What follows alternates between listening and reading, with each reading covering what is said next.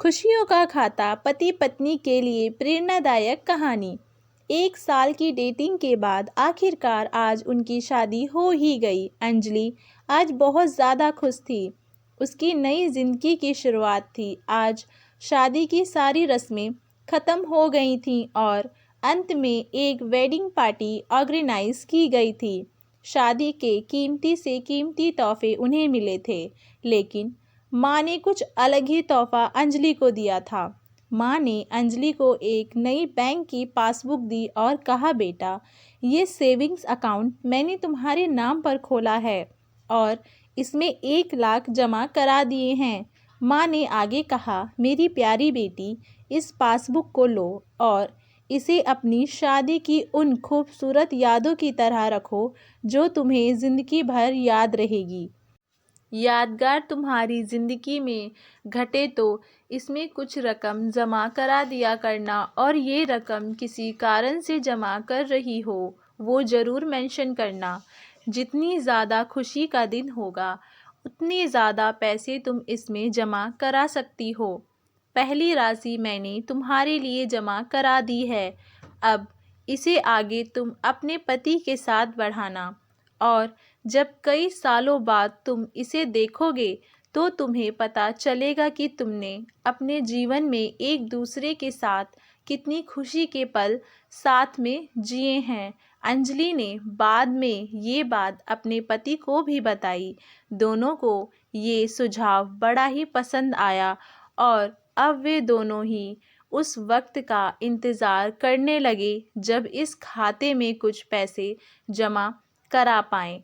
महीनों बाद उनकी पासबुक कुछ इस तरह से दिखने लगी। 19 जनवरी 10,000 शादी के बाद पति का पहला बर्थडे मनाया। 27 फरवरी 20,000 पत्नी को नौकरी मिली। 25 मई 20,000 वेकेशन शिमला में। 3 जून 50,000 पत्नी प्रेग्नेंट हुई। 22 जुलाई 40,000 पति को प्रमोशन मिला और ये सिलसिला आगे बढ़ता रहा। पर जैसे जैसे समय बीतने लगा, साल बढ़ने लगे, दोनों में झगड़े हो लगे। छोटी छोटी बातों पर वे अक्सर एक दूसरे के साथ बहस करते, कभी कभी बिना बात के ही झगड़ा करने लगते। धीरे धीरे दोनों के बीच बातें बंद हो गईं। वे दोनों ही अब अपनी शादी के फैसले पर पछताने लगे। दोनों को ही ऐसे लगने लगा कि उन्होंने दुनिया के सबसे घटिया इंसान से शादी की है। शायद उनके बीच का वे प्यार कहीं गुम हो गया था जो पहले था। एक दिन अंजलि ने अपनी माँ से बात की, माँ, अब हम साथ नहीं रह सकते। हम दोनों ने ही ये फैसला लिया है कि अब तलाक लेकर अलग हो जाएंगे। मुझे समझ में नहीं आ रहा है कि मैंने ऐसे इंसान के साथ शादी करने का फैसला कैसे लिया था। उनकी माँ ने कहा, बिल्कुल, इसमें कोई बड़ी बात नहीं है। तुम वही करो जो तुम्हारा दिल कहता है। अगर तुम दोनों ही साथ नहीं रहना चाहते हो, अलग होने में ही भलाई है, लेकिन उससे पहले एक काम करो। तुम्हें वे पासबुक याद है ना जो मैंने तुम्हें तुम्हारी शादी के दिन दी थी? सबसे पहले उस खाते में जमा कराए सारे पैसे निकालो और उन्हें खर्च कर डालो। तुम्हें ऐसी कमज़ोर शादी का कोई भी रिकॉर्ड नहीं रखना चाहिए। अंजलि अपनी माँ की बात से सहमत थी, इसीलिए वे वहाँ से सीधे बैंक चली गई और बैंक में लाइन में लग गई ताकि उसे अकाउंट को बंद करवा सके। जब वे लाइन में खड़े होकर इंतज़ार कर रही थी, तब उसने एक नज़र उस पासबुक के अंदर लिखे रिकॉर्ड पर डाली। उसने पढ़ा और पढ़ती गई। वह सारी खुशियाँ, आनंद के पल जो उसने अपने पति के साथ जिए थे, सब उसकी आंखों के सामने आ गए और उसकी आंखों में आंसू आ गए।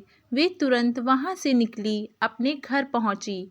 अंजलि ने घर पहुंचकर सबसे पहले वे पासबुक अपने पति के हाथों में रखी और बोली कि तलाक लेने से पहले इस खाते में जमा सारे पैसे खर्च कर दो और इस खाते को बंद कर दो। अगले दिन पति बैंक गया और खाता बंद कराने के लिए लाइन में लगा। जब वे लाइन में अपना नंबर आने का इंतज़ार कर रहा था, उसने एक नज़र उस पासबुक पर डाली। उसने पासबुक के अंदर लिखे रिकॉर्ड्स को पढ़ा और पढ़ते ही गया। भूतकाल में अपनी पत्नी के संग जिए वे सारी खुशियों के पल, वे सुंदर यादें, वे प्यार के पल उसके नज़रों के सामने किसी मूवी की तरह चलने लगे। थोड़ी देर बाद वे भी बैंक से निकला और सीधे घर पहुंचा। घर पहुंचकर पासबुक उसने अंजलि के हाथ में रख दी। अंजलि ने जब उस पासबुक को खोला और देखा, उसमें एक नई एंट्री 10 लाख की थी और उसकी कारण के रुपए में लिखा था, ये वे दिन हैं जब मुझे ये एहसास हुआ कि मैं तुमसे कितना प्यार करता हूँ और ये भी कि तुमने मेरी ज़िंदगी में कितनी खुशियाँ लाई हैं। वे दोनों एक दूसरे के गले लग गए, खूब रोए और उन्होंने उस पासबुक को संभाल कर तिजोरी में रख दिया। दोस्तों, ज़िंदगी में गिरना कोई बड़ी बात नहीं है। जब आप किसी भी कारण से गिरते हो तो आपको हमेशा कहाँ गिरे हो, उससे ज़्यादा गिरने से पहले आप कहाँ थे, वो याद रखना चाहिए। गलतियों को सुधार कर आगे बढ़ने का नाम ही तो ज़िंदगी है।